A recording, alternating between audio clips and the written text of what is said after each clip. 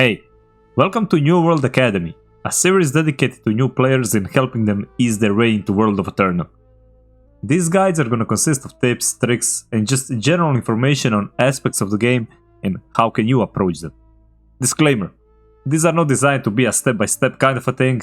YouTube and Reddit are already filled with so many meta guides, step-by-step 49 pages long guides how to get from 1 to 60 in like 5 seconds, and game isn't even out yet. With so much information out there that in my opinion sucks out any excitement out of discovering something for the first time, breaking that immersion that this game creates so well. I will do my best to keep these guides as basic as possible, just to help you out on your journey with the information that isn't really explained in the game. In today's episode we're gonna cover mainly early zones, quests, leveling. Help you approach early leveling smoothly, grouping with friends, how simple a leveling loop looks like, town board quests, zone specific things, and teleports. Before we get to the actual game, here is the first tip. Skip the tutorial. After the character creation and a cutscene, as soon as you gain your control, press escape, game menu, and skip to new world.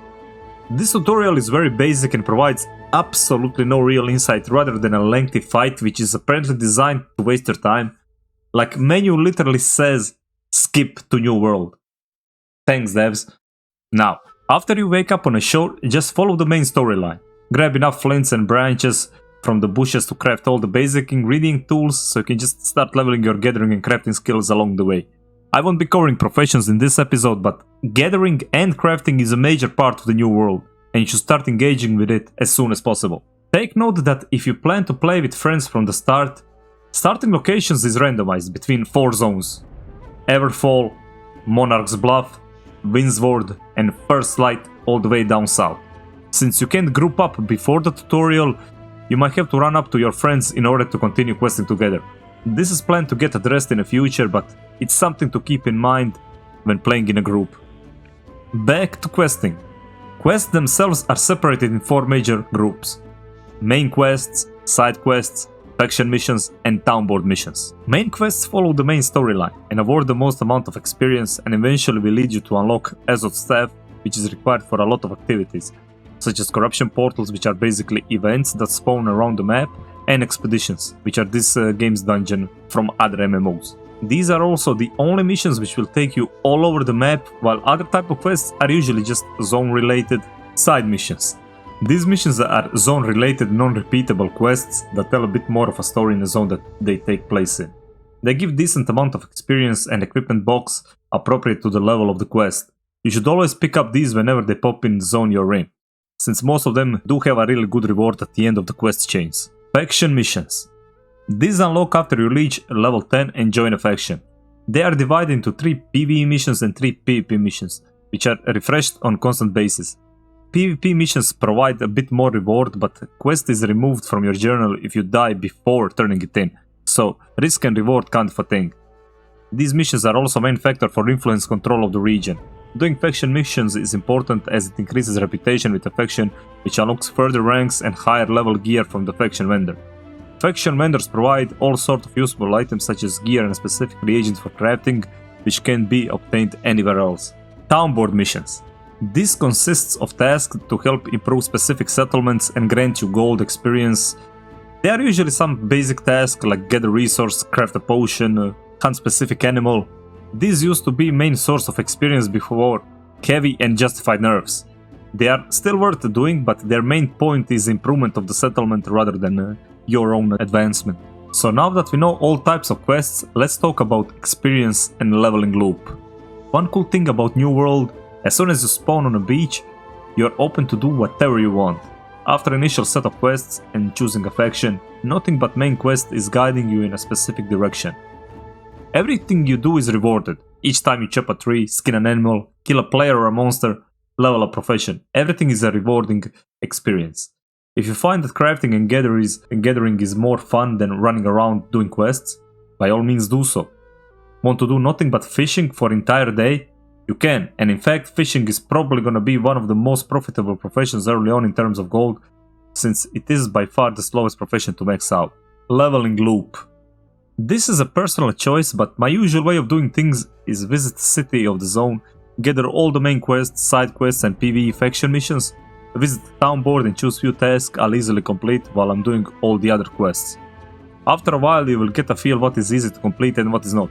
For example, hunting 10 rabbits might look like an easy job, but unless you can track them, and even then will take significant amount of time, unlike for example kill 8 wolves or gather 50 wood. I usually stick around until I run out of main missions and side quests and proceed to another zone. End of a side quest chain usually sends you to a different zone innkeeper, so you can just use that as a guide to continue leveling. Or simply choose next zone, which has few side quests for you available at start. You can check everything of this on your world map. Each zone has a few unique rewards at the end of the side quest chain, so for example Monarch Bluff gives one of the best bows for level 16, and if you are a bow player, I highly suggest to do this one. New World is classless kind of MMO. Given enough time you can max out everything on a single character, and game is designed around that since you are only allowed to have one character per server. You should still focus on specific setup while leveling since your power doesn't just come from your level, but your weapons level as well. I will be covering weapon specific guides as well, so make sure to follow and subscribe if you like the content and comment on what kind of a guide you would like to see. Each time you level up, you gain a specific amount of attributes, which can drop in 5 different stats. Your weapons of choice should always govern what your main stats should be. So, example, if you play with a two-handed axe or hammer mainly, you should put your points in strength. If you level as a mage, example, with ice fist or fire staff, you should spec into intelligence. Or maybe you prefer bow or musket, so your main stat should be dexterity. You're free to respec both your main attributes up to level 20 and weapon skills up to level 10. So use this time to experiment and find out what suits you the most. Gathering professions are also a very good source of experience and should not be neglected. Skinning goes hand in hand with just normal quests, since majority of them will involve some kind of animal which you can skin. But overall, you should pretty much work on all of the gathering ones, since endgame is gonna be very focused on crafting. As the last part of today's episode, I'll quickly go over the teleports and zone levels. There are no mounts in the game as of yet, so only way to fast travel is through reaching each settlement first to unlock its waypoint and some shrines around the world. You can recognize this on a map if you look for this symbol. There is usually 1 or 2 in each zone. Resources used to teleport around the world is Azote, which can be obtained through pretty much all means, but main quests and side missions usually give the most. And that concludes the first episode of New World Academy. Hope you enjoyed the content, and if you got any questions or things you want me to cover, make sure to comment down below. I will also be live streaming the game on release, so you are welcome to join us on the journey in the Eternum. For now, Crow Templar out. Salute and bye!